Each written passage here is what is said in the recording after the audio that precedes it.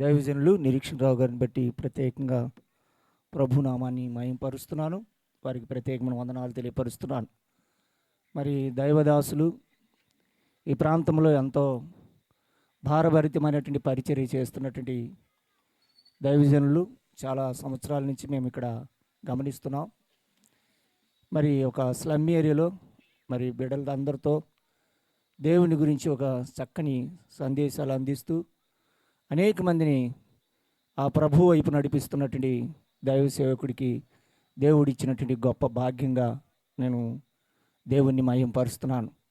మంచిది ప్రియమైన దేవుని బిడ్డలారా, క్రిస్మస్ అనేది మనందరికీ సంవత్సరానికి ఒకసారి వచ్చేటటువంటి పండుగ.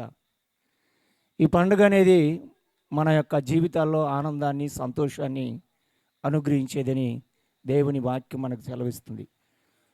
ప్రియమైన దేవుని బిడ్డలారా, ఈ సంతోషం, ఈ ఆనందం అనేది ఇది ఒక్కరోజే కాదు.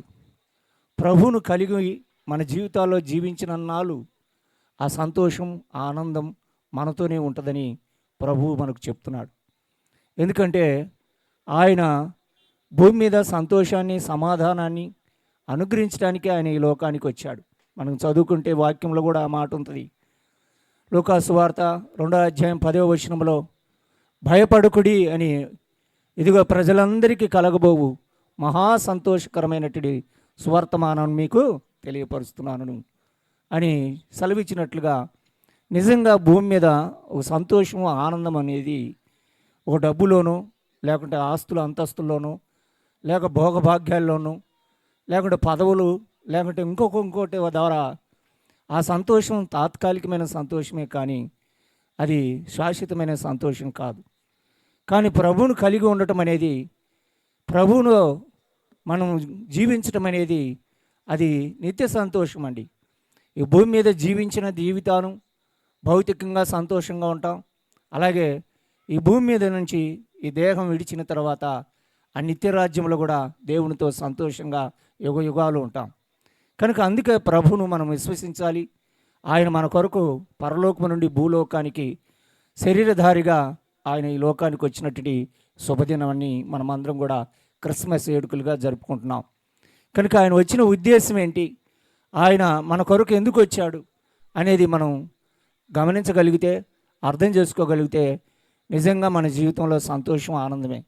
లేదా ఆయన వచ్చాడు వెళ్ళాడు అనేది కాదు, కానీ అలా అనుకుంటే మన జీవితంలో తాత్కాలికమైనటువంటి సంతోషం, ఆనందాన్ని మనం అనుభవించగలుగుతాం. కనుక ప్రభు ఉద్దేశాన్ని మనం తెలుసుకోవాలి. ఎందుకంటే నశించిన దాన్ని ఎదికి రక్షించడానికి యేసుక్రీస్తు వారు ఈ లోకానికి వచ్చాడు.